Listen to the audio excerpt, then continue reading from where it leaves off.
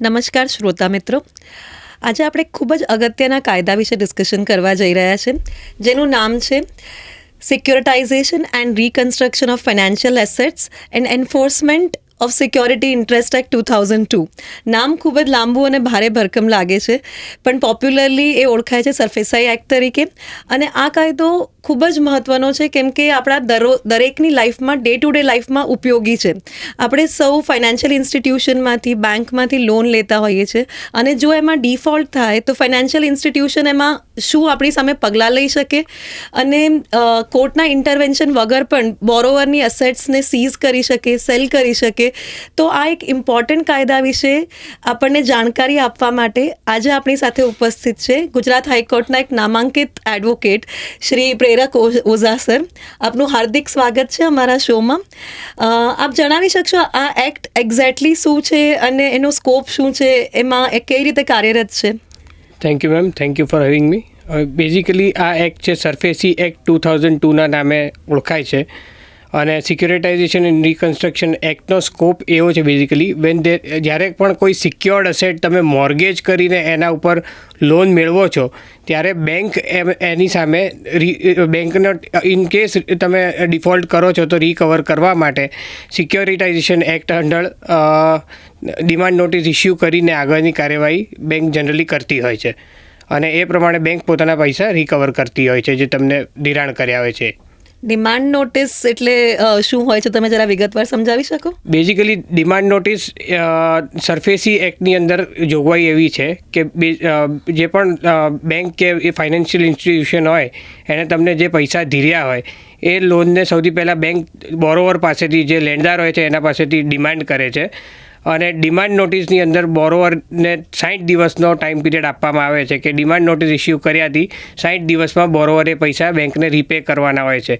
અને જો બોરોવર ન ચૂકવી શકે 60 દિવસની અંદર તો પછી બેંક કાયદેસરની કાર્યવાહી આગળ કરે છે. ઓકે, એટલે આ જે વસ્તુ છે આખું એનપીએ ઉપર આધારિત છે. તો એનપીએ એક્ઝેક્ટલી શું હોય છે? NPA basically non performing account એક એવી વસ્તુ છે જેમાં 90 દિવસ કરતાં વધારેનો કન્ટિન્યુઅસ ડિફોલ્ટ હોય તમારો. 90 દિવસ કરતાં વધારે તમે બેંકને તમારા નાણાં ચૂકવી ન શકો, ઈએમઆઈ તમે રેગ્યુલરલી પે ન કર્યા હોય તો તમારું અકાઉન્ટ એ લોકો એનપીએ તરીકે ક્લાસિફાઈ કરે છે. ઓકે, પણ આ જે સરફેસી એક્ટ છે એ ફક્ત સિક્યોર્ડ લોન્સ માટે એપ્લિકેબલ છે કે અનસિક્યોર્ડ લોન્સને પણ લાગુ પડે છે? Right ma'am, SARFAESI act basically secured loan હોય, તમે જે લોનના અગેન્સ્ટમાં મિલકત મૂકી હોય, મોર્ગેજ કરી હોય, એની સામે જ આ એક્ટ લાગુ પડી શકે છે. ઓકે, સો સપોઝ આની અંદર કોઈ બોરોવર છે જેની મિલકતને સીઝ કરી લીધી બેંકે કે ફાઇનાન્શિયલ ઇન્સ્ટિટ્યૂટે અને ડાયરેક્ટલી સેલ કરવા જઈ રહ્યા છે, ઓપ્શન સેલ માટે જઈ રહ્યા છે, તો બોરોવર પાસે શું રેમેડી છે? બોરોવર એની સામે શું પગલાં લઈ શકે ફાઇનાન્શિયલ ઇન્સ્ટિટ્યુશન સામે?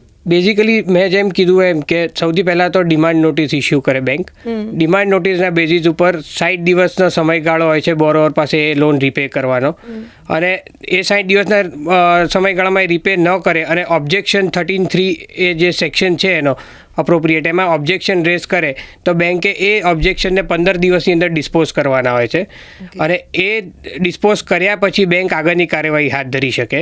અને એના પછી બેંક એ મિલકતનો 13(4) રૂલ 8(1) સિમ્બોલિક પોઝેશન લેતી હોય છે, અને સિમ્બોલિક પોઝેશનના બેઝિસ એટલે જેને કહેવાય ગુજરાતીમાં સાંકેતિક કબજો જે મિલકતનો છે એ બેંક લઈ લેતી હોય છે, અને મિલકતની બહાર એ લોકો નોટિસ ઇસ્યુ પેલી સ્ટીક કરીને જાય છે કે આ બેંકને સિમ્બોલિક પોઝેશન છે આ પ્રોપર્ટી ઉપર, અને there after they proceed further, અને જે અપ્રોપ્રિએટ પ્રોપર્ટી જેના જ્યુરિસ્ડિક્શનમાં આવતી હોય, જેમ કે ચીફ જ્યુડિશિયલ મેજિસ્ટ્રેટ છે, કલેક્ટર છે કે ચીફ મેટ્રોપોલિટન મેજિસ્ટ્રેટ છે, જેનું જ્યુરિસ્ડિક્શન પ્રોપર્ટી પર લાગતું હોય, ત્યાં આગળ અપ્રોપ્રિએટ એપ્લિકેશન એ લોકોએ ફિઝિકલ પોઝેશન માટેની ફાઇલ કરવાની હોય છે.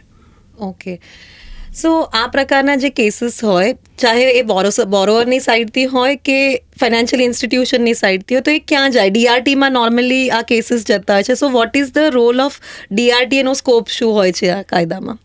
જનરલી એકવાર ડિફોલ્ટ થઈ જાય અને બેંક આગળ મેજર્સમાં આગળ વધે તો સૌથી પહેલાં એ જે અપ્રોપ્રિએટ એપ્લિકેશન ફિઝિકલ પોઝેશનની ફાઇલ કરે એનો ઓર્ડર થાય, પછી કાં તો મામલતદાર કાં તો કોર્ટ કમિશનર, બેમાંથી જે કોર્ટ અપોઇન્ટ કરે એ પોલીસના કબજા પોલીસ બંદોબસ્ત સાથે મિલકતનો કબજો લે છે, અને એ કબજો લેતી વખતે જો તમે જે ફિઝિકલ પોઝેશનનો ઓર્ડર છે એનાથી એગ્રીવડ હો તો તમે અપ્રોચ કરી શકો છો ડેપ્ટ રિકવરી ટ્રિબ્યુનલ નામની એક કોન્સ્ટિટ્યૂટ થયેલી છે ટ્રિબ્યુનલ, જે બાકીદારો માટેની ટ્રિબ્યુનલ છે.